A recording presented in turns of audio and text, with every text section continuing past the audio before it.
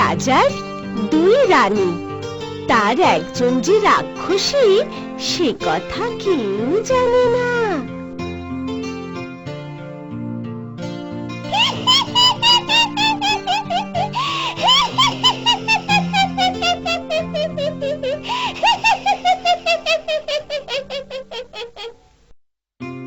দুই রানীর দুই ছেলে, লক্ষ্মী মানুষ রানীর ছেলে কুসুম, রাক্ষসী রানীর ছেলে অজিত।